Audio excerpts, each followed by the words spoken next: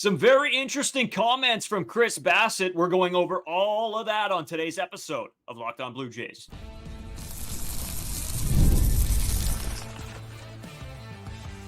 You are Locked On Blue Jays, your daily Toronto Blue Jays podcast. Part of the Locked On Podcast Network, your team every day.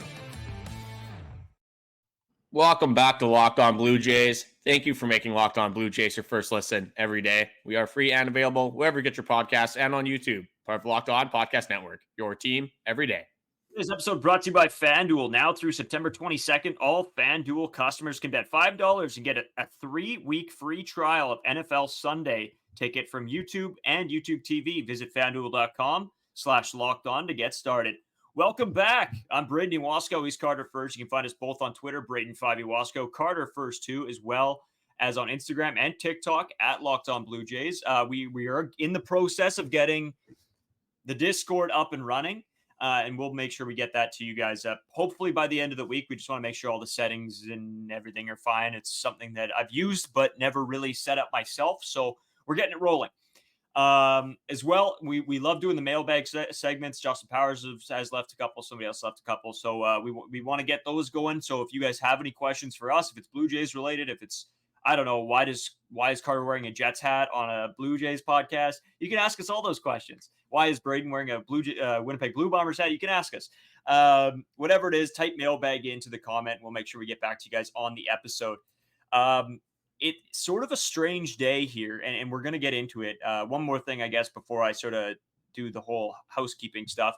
Make sure you guys drop a subscription here on YouTube. We notice a lot of you guys aren't subscribed. It really helps us out, and it keeps us at the top of your page. You can also hit the little bell icon if you're listening or watching on YouTube. It'll let you know whenever we post a video, a short. If we go live, it sometimes will give you quick up-to-date information that, hey, these guys are going live.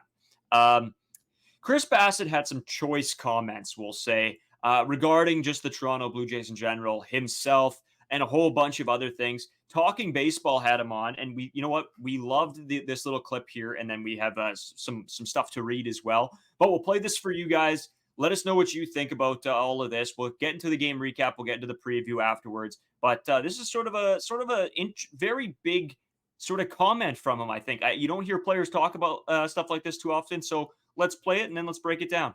Where did it go wrong? I'll say this. I think we do a lot of things right here, but I don't want to identify the problems because some of the problems I don't think are fixable. The one thing I will say about the Blue Jays for this year, we put, I think, $700 million into Shohei Ohtani's basket and didn't get him. We really didn't have a pivot. This is the reality of the landscape, is that you need 3 or 4 superstars. We have to get more hitting to protect Vladdy, and then the pitching has to be a lot better. There's so many things that you could talk about. I mean, I could literally talk for 45 minutes on this of things that didn't go great, but again, I just don't think saying those things publicly is what is best for this organization. And even if I leave, I still don't think I would ever be like, hey, the Blue Jays have this, and this. It's because I've never done that with the White Sox or Oakland or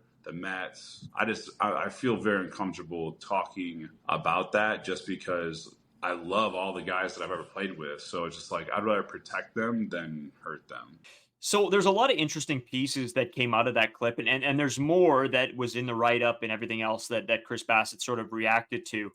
The one thing I'm going to start with here is the Shohei Ohtani stuff and throwing him the $700 million bag and sort of no backup plan. That's a big one for me because that's exactly what me and you said throughout this whole offseason going into this season is you don't get Shohei Ohtani. Where's your number 2 and your number 3 and your number 4 options that you now take that $700 million, maybe not to that extent, but you take part of that and you throw that at guys, some other big names. There was no backup plan.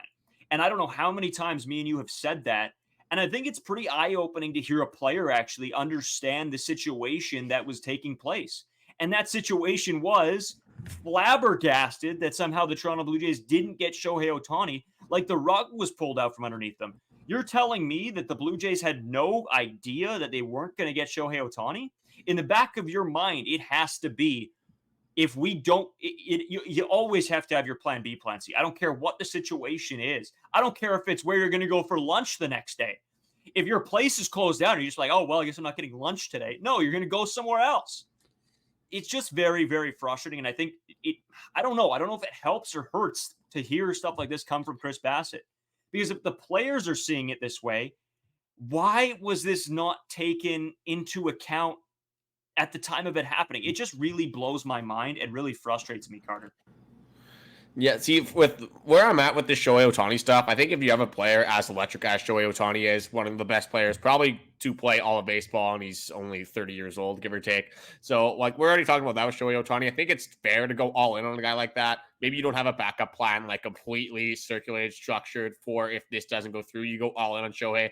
But I definitely want to see them, like, work on the fly a lot better than they did. Like, when you don't get Shohei Ohtani, that sucks. You got to regroup. That's just, it's a business. You threw your eggs in one basket, didn't work out. There was still opportunities to sign these big name free agents at that point. Cody Bellinger was still available. There was different DHs this team could have got. Again, you look in retrospect, a lot of these DHs didn't necessarily work out. But there's players that they could have went after. Tommy Pham went on to have a great year. That was a guy that was linked to Toronto Blue Jays, didn't end up doing that. So you don't get Shohei Ohtani. It sucks. But you're right. They had no backup plan whatsoever. Their backup plan apparently was Justin Turner, IKF, who ended up being flipped for a pretty good prospect, actually, and then running it back with Kevin Kiermaier for way too much money that he probably was not worth. But again, can't really blame Kevin Kiermaier for trying to take the biggest contract of his life. I'd do the same thing in that situation. So, yeah, in this situation, you just got to have a way better backup plan. You've got to have things outlined if Shohei Ohtani doesn't work out in that situation. Sure, go all in.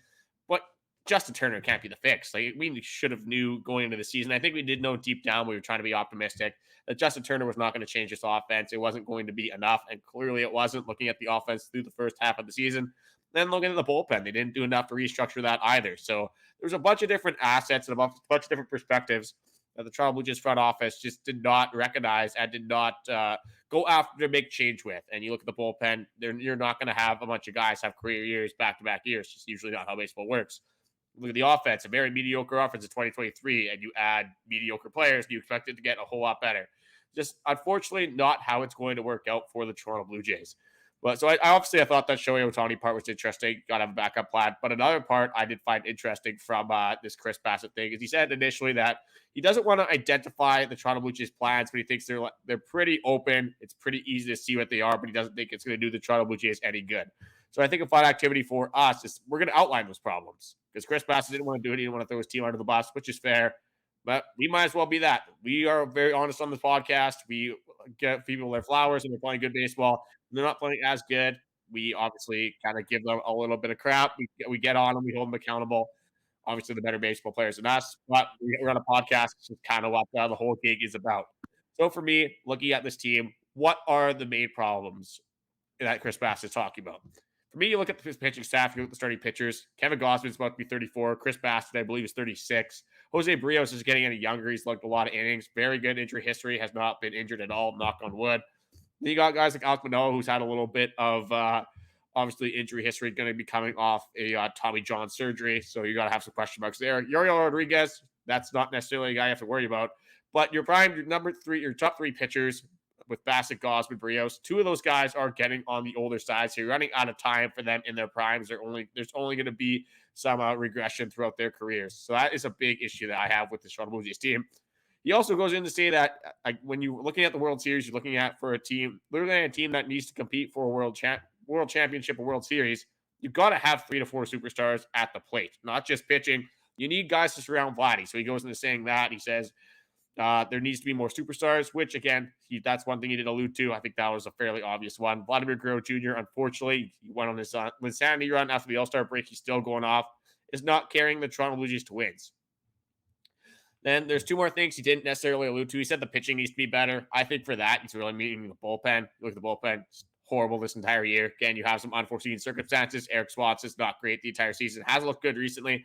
Jordan Romano has to have surgery. It's not necessarily something you want. Then you have to do this big blow up at the trade deadline. You move on from Yimi. You move on from Trevor Richards.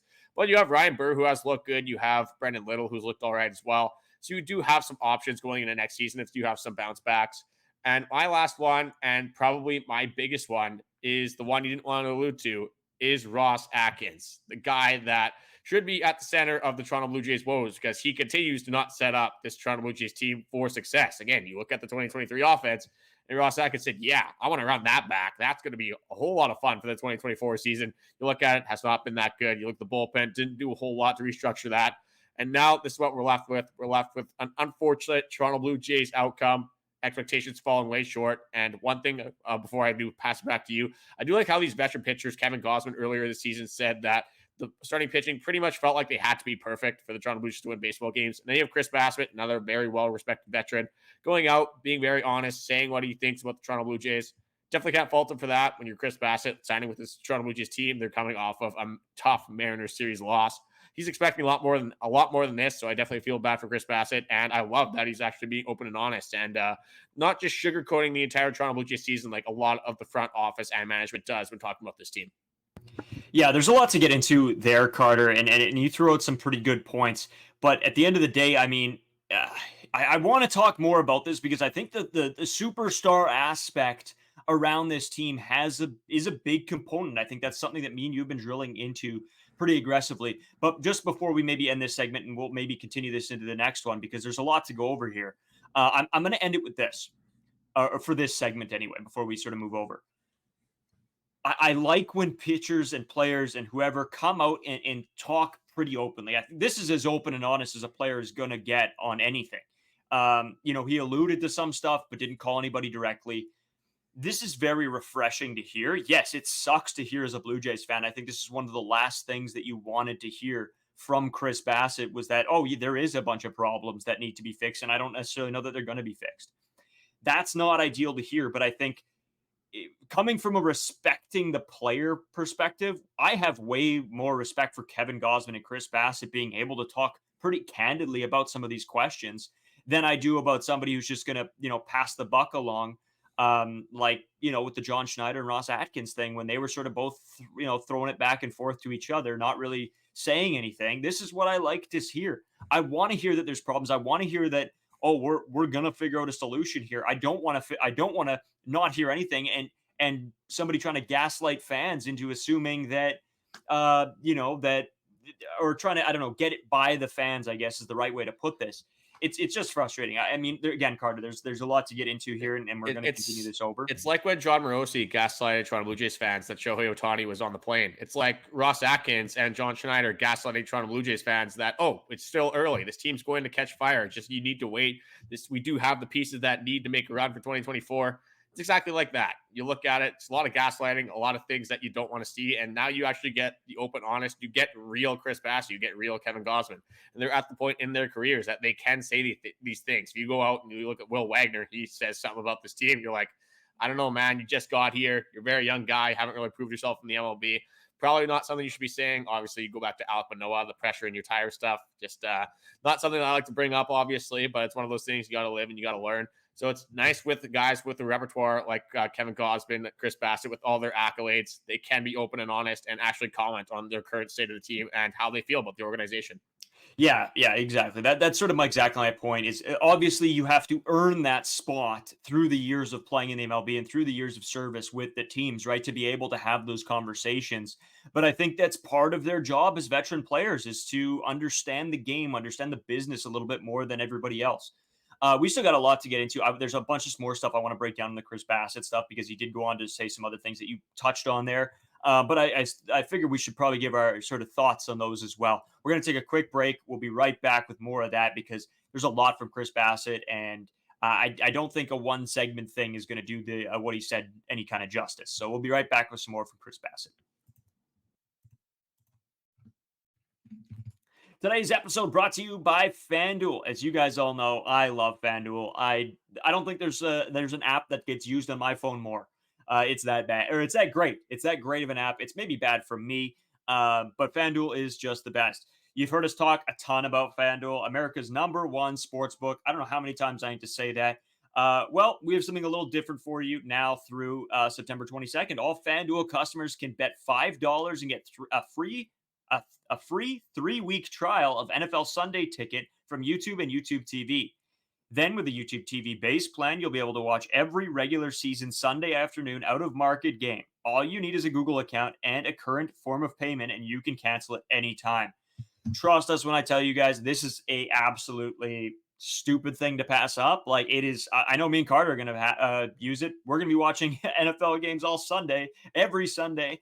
So we'll be able to have it on a couple different TVs, a couple different accounts, and we'll set it up in the living room. It's going to be a blast. And you can thank FanDuel for that. So make sure you guys check out FanDuel.com.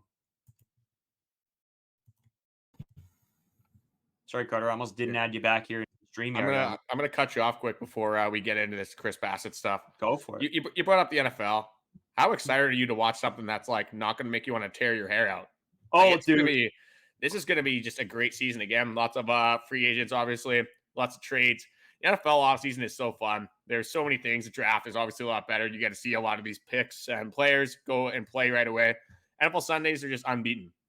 Yeah, dude. Yeah, dude. I'm so ready. NFL fantasy is just, it's a ton of fun. I had so much fun last year. I'm ready to run it back. 2 leagues this year. And just putting it out there for all you fantasy lovers, make sure you check out Locked On Fantasy. They do an unbelievable job for the NFL as well. I think you can just check out like the Locked On Sports Today channel, and they're going to have like breakdowns on every team. So if you're looking to get into the fantasy market or you're looking to see what your teams are doing, make sure you check out the Locked On hosts that coordinate with your favorite team, because I know I'm a Vikes guy. Carter's a Panthers guy. So yeah, we'll have to see. I'm pretty pumped too, though, dude. I can't wait for those Sundays and me, you, and Justin are all sitting in our living room and just pulling our hair out at our teams, but and for the fantasy purposes as well. Getting into more of the Chris Bassitt stuff, Carter. I just want to kick it off with sort of the sentiment around needing more superstars, because I think again, he talks about everything that we talk about, that most of the fans talk about as well, is that this team needs to build around Vladimir Guerrero Jr. And with the news yesterday that Bo Bichette, might have been, not sticking around here in Toronto, there are going to have to be big name pieces acquired. And we're going to do an episode in the next few days here about where the Jays land, in the Juan Soto talks. I know they're pretty high up there. So we're going to break that all down. That's some big news. We're going to get into that for sure. But we sort of wanted a whole video specifically on that because that's huge news. But moving sort of forward through that is the superstar talks, Carter. Do you honestly believe that this Blue Jays team could go and acquire 3 more superstars? Or do you think they even have the positions that they can do that in? I just don't believe that it's going to happen. Maybe if it's not Ross Atkins, but right now I have zero trust in the guy to bring in any type of big names. See, and that's my first question is what counts as a superstar? Like, are you looking at George Springer and saying he's a superstar? That's not for me. Definitely not saying that. You're looking at Spencer Horwitz. Are you saying he's a superstar? I'm not going to say that at this point. You look at the Toronto Blue Jays right now. If you're going to go over superstars for this season, you have one. You really have one. That's pretty much it. You look at it in totality from a bigger perspective. You probably throw Kevin Gausman in there. You debatably throw Jose Barrios in there, Jordan Romano regularly. Like, there's some guys that you can throw in those categories. But right now, you're looking at superstars and looking at the offseason. Yeah, there's Juan Soto, Anthony Santander could be a guy you're gonna have to throw the bag at, which is fine. Bregman's a guy that I really like. I haven't really brought that up on podcasts yet because we're gonna be talking about that for a very long time down the road. But you need at least three superstars, 2 superstars, I guess you could say, in this offseason. Willie Adames is a guy. I think I would count him as a superstar. I think that definitely counts for that. But are you looking at like OPS plus over like 150? Are we looking at like average of 280? Average doesn't necessarily matter that much. Again, OPS just regularly of 850 maybe. Like, there's a bunch of different things that can be defined as a superstar. Obviously, there's name value stuff that goes into that as well. But you just want effective baseball players. You want guys that are going to put together good at-bats. You want power hitters. You want everything in between. We have a bunch of guys that can hit for contact, that can barrel up baseballs, hit singles, hit doubles, but we don't necessarily have another power bat other than Vladimir Guerrero Jr. We're barely even going to have a guy touch 20 home runs other than Vladimir Guerrero Jr. You got to hope Dalton Varsho can even get there. Having one person over 20 home runs just is never going to play if you want to compete for a World Series. So you look at the superstar aspect. Again, you can maybe hope that some of these prospects turn out to be superstars, but are they going to be superstars for 2025? Probably not. I think that is a huge assumption that we would be making as Toronto Blue Jays fans, and being a little bit delusional on that aspect as well. You're going to address some of these things in free agency, but money doesn't grow necessarily on trees for the Toronto Blue Jays. They do have a lot of it compared to a lot of other organizations, but they can't go out there and spend $800 million on 5-6 different players in the offseason. It's not necessarily going to work like that, especially when you have a Vladimir Guerrero Jr. contract that you definitely want to sign. Bo Bichette, you're going to have to deal with. As we get closer and closer to the end of the season, it's more and more likely that Bo Bichette is going to get traded. So there's a bunch of different aspects you got to look at with the superstars thing. And I don't know if you can necessarily build up a team for 2025 that's going to have the superstar talent efficient enough to make a run for a World Series. No. I mean, come on. What are we doing? Unless, like you said, unless we go out and spend $800 million and get, Willy Adames, Anthony Santander, Juan Soto. Like, it's just out of the question. It's just not going to happen. And that's guys even going to want to come here after the season we just had, after you're looking at the prospect pool, you're looking at the talent the Toronto Blue Jays are going to have. Is Juan Soto going to want to play with the Toronto Blue Jays? Yeah, Vladdy's there, but there's a lot of other teams and a lot of other positions that he could be in to set himself up for way more success for a World Series championship in the near future. Well, exactly. And that's the problem, right? With this Toronto Blue Jays team that they played out this season, you're going to have to overpay people to come to Toronto. And I hate to say that. I sound like a Winnipeg Jets fan right now, that you're going to have to overpay guys to come here. But after the season that you just saw, you can't expect anything less. You have to be able to overpay. And if you want to compete in 2025, Rogers going to have to, get on the horse and pay some of these guys. I don't think they will. I don't think Ross Atkins is going to go out there and spend a ton of money. I don't think it's going to happen. I think he's going to take some shots on some flyers and hope for the best.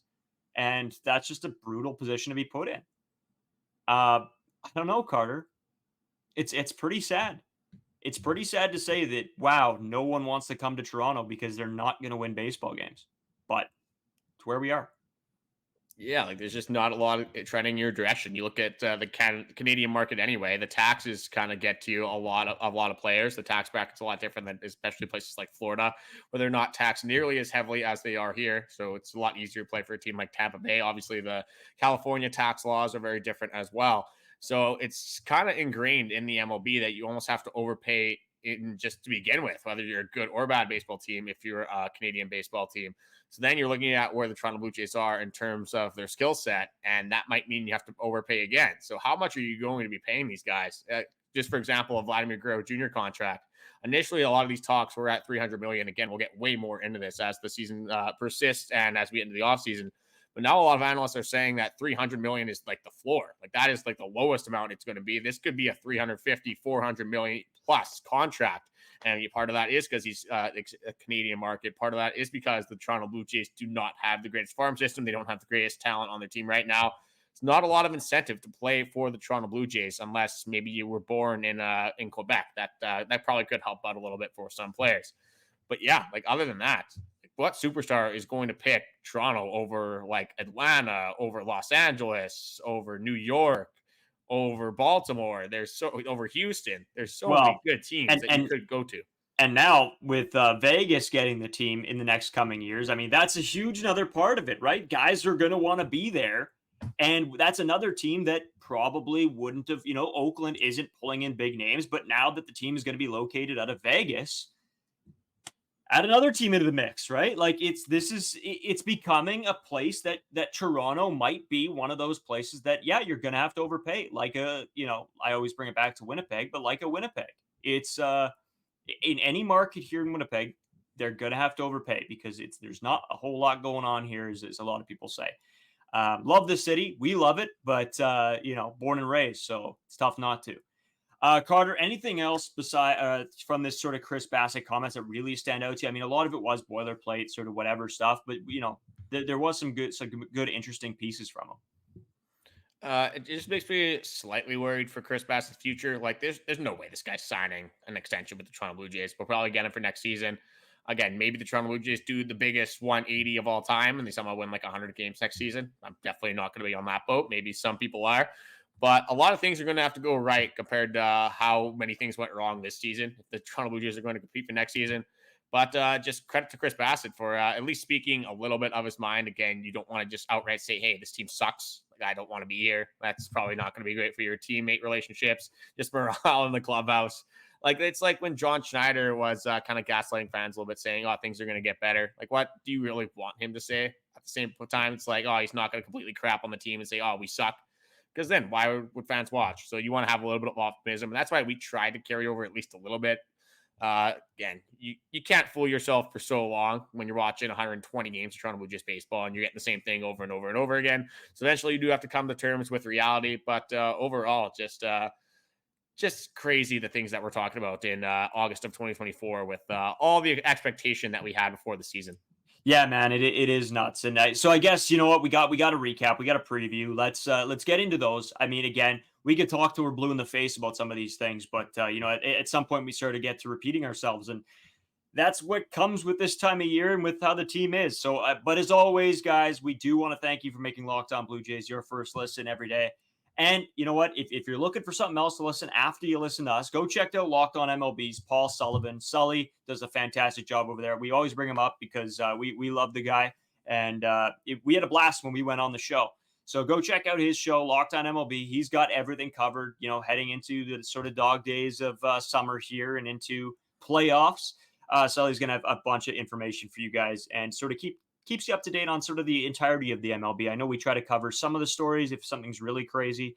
But, you know, we're a Blue Jays podcast. We want to talk about our guys. So that's a good thing about Sully and the Locked On MLB is he sort of covers a very wide range of stuff. So go check that out. We're going to be right back with a recap and a preview. Just stick around. We'll take a quick break and be right back. Today's episode is also sponsored by Prize Picks. Prize Picks is the largest daily fantasy sports platform in North America. They're the easiest and most exciting way to play fantasy sports because it's just you against the numbers. Instead of battling thousands of other players, including pros and sharks, you can pick more than or less than on 2 to 6 player stat projections and watch the winnings roll in. Prize Picks is very simple to play. I can make my picks and submit my entries in as little as 60 seconds. So for today's game, just going over yesterday quick, I had Vladdy, just more on everything. He hits a home run. It's going to be pretty good for my picks on Prize Picks. So I'm going to roll with that again today. I'm going to roll with more than 1.5 bases for Vladimir Guerrero Jr. I'm not going to go with fantasy points. I'm going to go less than for the fantasy points. I'm going to assume that Vladdy doesn't hit another home run. But again, I would be more than happy to be fine with losing out on my picks if Vladimir Guerrero Jr. can continue to be hot. And I'm going to take a little bit of a flyer here on Dalton Varsho. I'm going to go more than 1.5 bases as well on him. He's been good recently. He's put together a lot better at-bats. I've been liking what I've been seeing, so I'm going to throw some money on him as well. But if you know which players are going to perform on specific nights, this is a no-brainer. Download Prize Picks and start making your picks today. You can download the app today and use code LOCKEDONMLB for a first deposit matchup to $100. It's code LOCKEDONMLB for a first deposit matchup to $100. Prize Picks, run your game. Dude. Oh man, I almost had it. It's like once a week for me that I double click or triple click something. It's fine. We're here. Yeah, that was the toughest part of my podcast career, just being Braden for those 5 seconds. Not ideal. Not something I want to get used to. Yeah, no, I know. Yeah, sorry about that. I didn't mean to do that. A lot of pressure on me there. Didn't necessarily like it. Big boots to fill, my guy. Big boots to fill. You know what? Take a look. I don't know, man. I'm at the point with these games that we had ball tonight. We were having the Blue Jays games on our phone as we're sort of watching them. We went to sort of the local tavern or whatever you want to call it. What is it called? Tavern? It is called Tavern, right? Breezy Oaks Tavern, yeah. Breezy Oaks Tavern, yeah. So we went there for a couple, we had a pop today and some nachos, I think. And it was a good time, but we finished watching the Blue Jays game there. But we had the Blue Jays game on the bench as well for sort of in between innings. And I don't know, man. It's getting tough. I mean, it's great to see Vlad launch. It's great to see Ernst have a good day. But, I mean, I don't know, dude. Overall, losing 6-3 to the Reds, I don't know. It is sort of what I expected. I don't know. Great day from the guys who I thought were going to have a great day. Not so great day from the guys I expected to have bad days. Davis Schneider's killing me. He's physically killing me. Like, I got his jerseys back there, and I don't know. Yeah, it's getting tougher and tougher to put him on. It's bad in Davis Schneiderland. Like, you said today as we were watching, it's like, just throw this guy a high fastball and there's no chance. He's not in the same league right now. It's unfortunate. What they might have to do is pull up Joey Votto and then send down Davis Schneider. Unfortunately, just give the old vet a chance. Again, when you have a lost season, obviously you do want your younger players to be playing. You want your Will Wagners, your Joey Lopervitos, your Addison Bargers to be in your lineup. You don't want them to be sitting on the bench just so 40-year-old Joey Votto could be playing.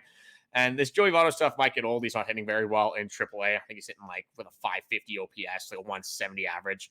He's not going to be good, but it's going to be just one of those things that maybe makes the Toronto Blue Jays season a little more exciting if he even decides to come up. Again, we're getting closer to the end of the season. You look at the spring training, and Joey Votto just absolutely launches a moonball off Zach Wheeler. And that's where we're at. We haven't seen a live Joey Votto at bat with the Toronto Blue Jays in 2024. But speaking of moonballs, one of the only positives of the game, Vladimir Guerrero Jr., this guy is just ridiculous. He's absolutely ridiculous. Just seemingly doing it every single series. Was on pace like a month and a half ago before the All-Star break. Was on pace for like 15, 16 home runs. Now he's on pace for like, he could hit 35. That's kind of where we're at with Vladimir Guerrero Jr. Just love to see it. Just so much fun watching this guy play baseball. Give him $1 billion. Give him the first $1 billion contract in the MLB. I don't care anymore. Make this guy a Toronto Blue Jay for life. Yeah, dude, I'm with you. He's so much fun to watch, man. You sort of expect something from him every night, which is crazy to think about, but you expect something from this guy every night. And you know what? Big props to Ernie. Ernie is playing out of his mind right now, and I love it. Ernie Clement, another home run tonight. It's great to see from the kid. Sort of not the best day from Spencer Horwitz, 0 for 4, but I mean, guys are going to have that. He hasn't been playing, as nuts as he was when he first came up, but, still fairly okay. Then Dalton Varsho 1 for 3, Will Wagner 1 for 4. Seeing him get another hit is sort of what you're looking for, right? You're looking for him to sort of start piecing things together. And it looks like that's what he's doing. Addison Barger 1 for 4 as well. Kevin Gausman didn't have a great day. I mean, went 5 innings, five hits, given up 4 runs, only 3 earned, 5 Ks. Bird gives up 2.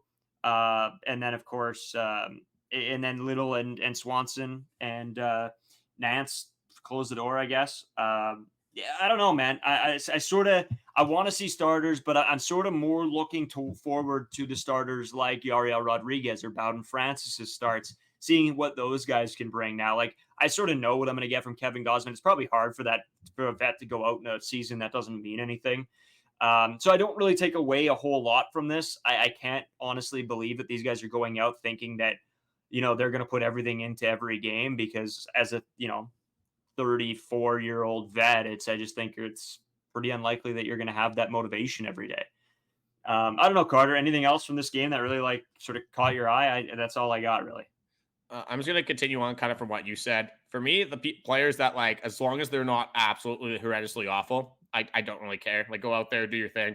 I'm going to throw Chad Green in there. I just have enough faith in him that if he just has a few blow-up starts, as long as, again, he isn't the worst pitcher of all time to end the season, I'm going to be fine with that. Kevin Gausman, Jose Barrios, Chris Bassitt, they all get freebies in my eyes. Just stay healthy. Knock on wood. Hasn't been too many injuries with those guys other than Kevin Gausman earlier on the season. But other than that, I want pretty much every hitter to be hot on this team. I don't want them to just kind of take their foot off the gas, especially when you're looking at guys like George Springer, who did not have a good start to the season. I do have some Bo Bichette news, I guess, that I'll get into after this. But just into this game, it's nice to see guys that you don't see often, like Ellie De La Cruz is so fun to watch. Jonathan India has been good. Spencer Steer, another guy on the Cincinnati Reds. Some fun series that, just from guys that you see maybe once a year. And now with the new scheduling, it's obviously going to be a little more accustomed to these guys, a little more accustomed to the NL, getting a lot more games against them. Makes it a lot more fun. Be seeing, obviously, Paul Skeens, Jared Jones, Jackson Morrell, some of these guys. Just it'll be fun. Be fun to see these crossovers in the NL. Just to see some MLB talent all across the league. But other than that, I mean, not a ton here. Ernie Clement continues to stay hot. Dalton Varsho out an RBI single. We're really just looking at just players that are just fun to watch, like Ellie De La Cruz. This, we're kind of where we're at. I can appreciate a good baseball player. Obviously, individual player performances we're into, like Vladdy home runs, always going to be awesome. You want Will Wagner to keep hitting. You want Joey Lopervito to figure something out. But other than that, you do want your Toronto Blue Jays to win. But at this point, we're kind of in the tankathon, unfortunately. We do want Toronto Blue Jays, as we'll go into again as the season persists here. We'll have to get into their odds, which prospects we'll be looking at. Unfortunately, the draft would be one. It's one of those years that you can't get excited for the playoffs. You gotta look forward to 2025. Unfortunately. Yeah, dude. Just a couple of things from me here.